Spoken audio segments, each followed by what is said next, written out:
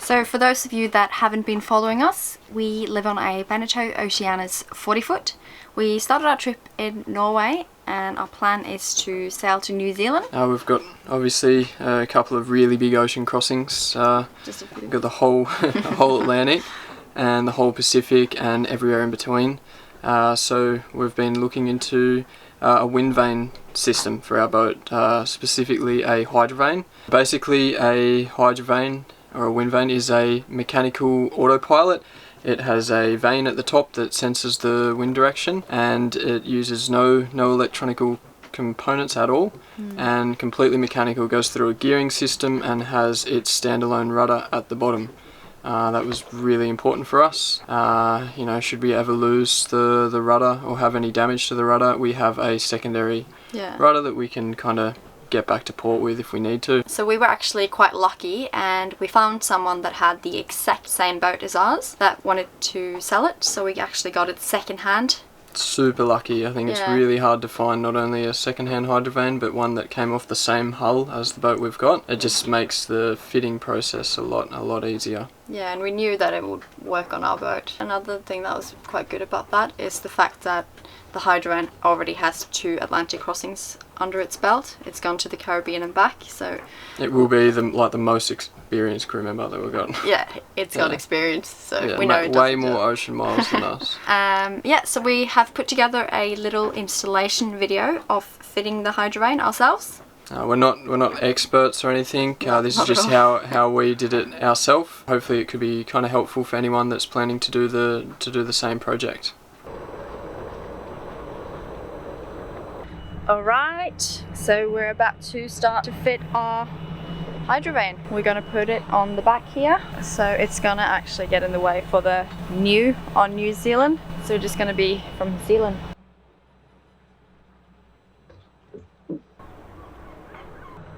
So we got all the poles here for it.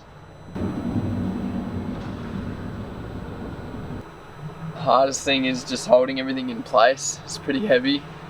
We don't have the lighter dummy shafts to use, so we've got to use the whole unit, try and get it plumb and level.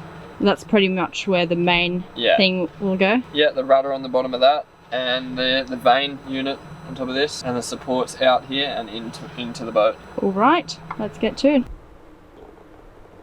What do you reckon? Yeah, it looks good. Probably needs to come down slightly at your end. Maybe up a centimetre. Yeah, that one keeps sliding, see? Yeah. yeah, I suppose we can just mark this one and then we know where to put the base. Yeah. We're just about to try fitting this bracket again. We've put the pads on now, the like nylon mounting pads. You kind of get a better idea of exactly where it's going to sit. They're pretty thick. You're supposed to be able to sand to kind of flatten them.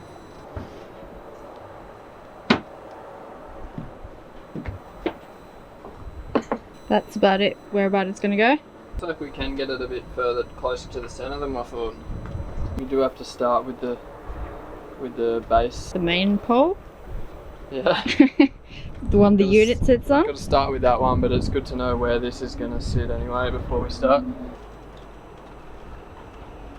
So we've just set it all up with ropes holding it in position. Yeah, we're just trying to figure out kind of how high they need to be and where we should screw it in.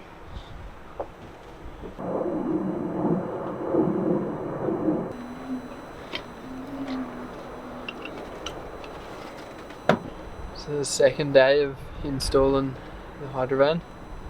We've marked all the spots on the boat now, so we just got to start drilling through. Put the backing plates on. I'm just going to drill the first hole for the H bracket.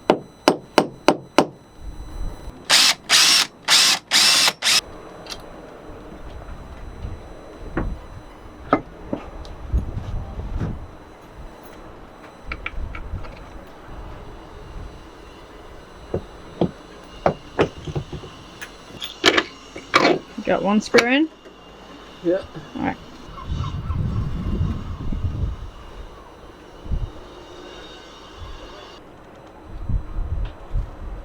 Making up epoxy for the backing plates. It's not really the right stuff, but we ran out of. We had some kind of polyester putty, but now we're using the only stuff we've got. The boat shop's closed on a Sunday. It will do, but Should do the job, I think. I think we'll just do one at a time. so we got the backing plate here. We just have to smear it all over and then stick it on the wall. Yum. Looks a bit messy, doesn't it? It's a good use of a bank card. Yeah, I won't be using that again. You reckon that's enough? Yeah, should be. Down the hole with you? Oh. I hate climbing in holes.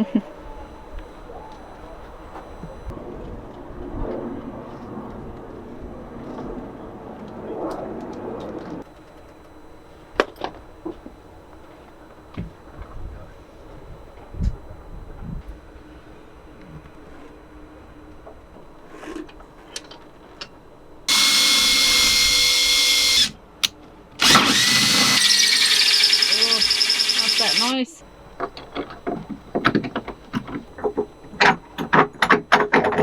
We've got two of them on and one to go.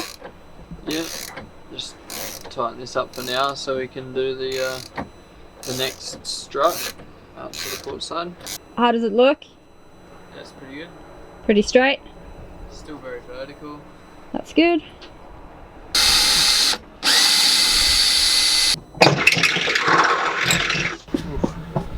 All the holes are drilled. So now we just have to mount it back on and make sure it's all in the right position.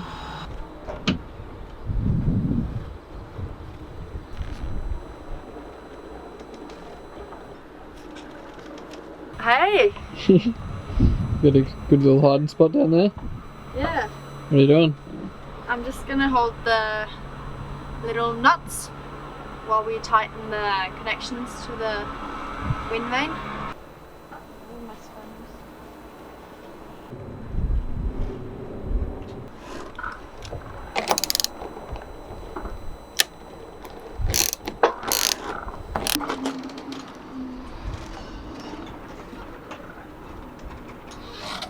Right, so it's the last day of the HYDROVANE install. So we're going to put on the rudder and we are going to put on the main unit. So we should tie this off somewhere so we don't drop it in the water. So if I drop it now, I'm going to go down with it. So just putting the pin in now to the rudder. It's going through the shaft. All the way through, you reckon, or how much room? Yeah, and then you put that little locking. Just goes around.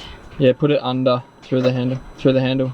Okay. And it's on. Looks in a good position. I think so.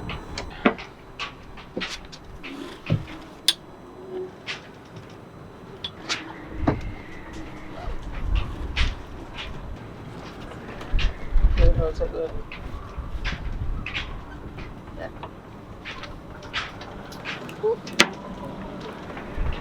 That on. So we've pretty much finished everything. We've just got to put the actual vane on. The last finishing touch. Yeah. And the important one, I guess. Pretty cool. Looks good. That's right. I think it's around the right way. We'll find out. We've still got to test it. Looks really good. Good job. Yeah, me too. Woo. So after fitting the HYDROVANE, our shakedown or test run was between Portugal and the Canary Islands. It was about 5 days of sailing in total. We tried to capture as much footage as we could of the HYDROVANE in action and how it was responding, and we've put all that together. I'd say all together we are very, very happy with the HYDROVANE. It was a very good investment. Oh, it's well beyond expectation. It took a little bit to figure out how to use. It's quite sensitive with the angles you set it to, and there's lots of different adjustments that you can make.